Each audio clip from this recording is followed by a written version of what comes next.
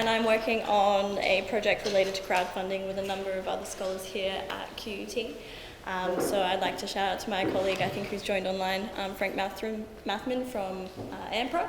So he has a marketing background which is completely different to mine, so we're often in our meetings going, I don't know what you're talking about, and he's like, I'll try and help you, but all I can do is just listen. And I was like, okay, well that's just how it's going to be. But so far we've made it work. So what we're looking at is crowdfunding in relation to how things are framed. So in particular, crowdfunding is becoming increasingly popular because of its advantage to finance products and services. It requires a lot of small financial contributions from a very large number of people in order to make things happen. Some of you might be quite familiar with some of these, particularly the GoFundMe, which is related to empathy-based donations. You've got Kickstarter, which is quite popular, Indiegogo, you've got financial investing, you've got angel investors. So it's quite prolific, and it's becoming quite interesting to see how these dynamics affect our behaviors and the way we're financially contributing to things that don't necessarily bring us a product, don't necessarily bring us some form of empathetic utility in terms of altruism, etc. So, as I've mentioned, there's different types. GoFundMe is very donation-based.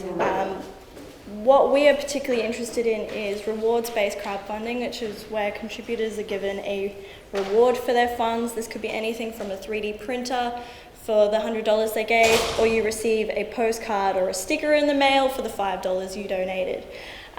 You also have peer-to-peer funds, so that's where the crowd lends their finances. So for example, I would give $50 on the assumption that you in your agreement will return that $50 to me in maybe 3 weeks, 8 months' time, and I will receive interest by giving you that $50. So it's particularly of interest to a lot of companies and particularly startups because of the rapid finance, your market feedback, and the incredibly low starting cost. I mean, it's not very low because you are creating a business or a product, but the cost of actually producing the platform web page is quite low. So, huge competitive market growth. You have between 2009 and 2013 over 70,000 projects on one crowdfunding platform alone. On Kiva, which is a peer-to-peer lending platform, they've had over 1.9 million projects listed. So we're quite interested in seeing the dynamics and the framing around this. So it's got a dynamic crowdsourcing market, which is a bellwether for marketers, given their rapid emergence, decline in market participants. There's also this really cool dynamic competition occurring with this. You have things such as like product services and brand proliferation occurring, and you also have the shortening of market feedback loops. So what we want to contribute is going against the grain of conventional marketing wisdom, where competition is seen as good consumers and really bad for sellers or the producers.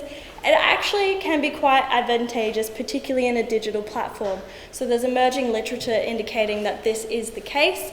From our initial analysis, we've seen something very similar. So the more people on the platform, the more you receive, and the more people are willing to contribute. And the second contribution is we're looking at language. So in particular, marketers amplify the effect of language to motivate pitches. So in this case, we're looking at a regulatory theory, which is around goal pursuit and whether or not to make the right decision. So we're very interested in how you frame your pitches, or what signals you use in your pitches to initiate some form of behavior.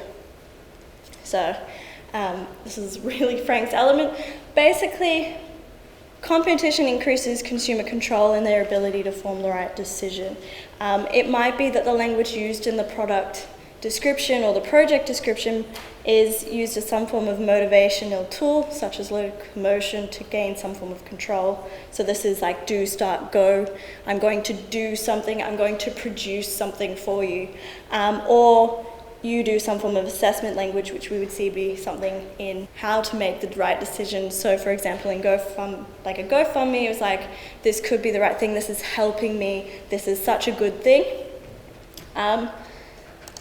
So moving on, we are using 2 data sets to do this. We're looking specifically at Kickstarter and Kiva. I've already mentioned the types of platforms they are. You have the ability to create multiple projects on the platform, and in this case, we're only analysing the first projects. We want to remove any noise of secondary projects and what they've learned between the first and the second one. And in the case of Kiva, we are also doing the same thing. They all are written in English as the ones we're including. In the case of Kiva, everything is being translated because they want to reach as many lenders as possible. Your average amount raised on Kickstarter was around $8,000 US from an average of 109 different people. Versus on Kiva, it's much smaller, it's $700 US from around 19 lenders. So they're actually giving a bit more. Now, looking at the 2 locomotive theories that we're looking at in terms of how you can take advantage of competition, we see that in relation to backers and with the amount raised, the more language you use in both cases in terms of is it the right decision, or which is the assessment based, or if there is some more form of control, which is locomotion based, that as you increase the words within the text, the more you're going to receive and the more backers or more people are willing to participate in your project and funding situation.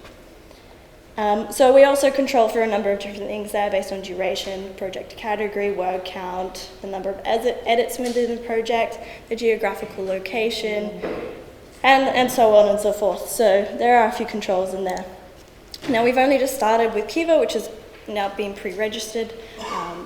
If any younger researchers, this might be something you would be interested in looking at and how to advance that forward in your own research. We have only looked at the number of backers with this, and in terms of a peer-to-peer lending platform, we're seeing very similar results as to what we saw on a rewards-based platform. So as you increase the number of word usage, the more funds raised. So we are looking at introducing new controls and checking different ways to measure competition to see if these are the same sort of effects that we're seeing across the board. I would like to end it here. If you have any questions or any insights that would be particularly useful to advancing this, that would be great.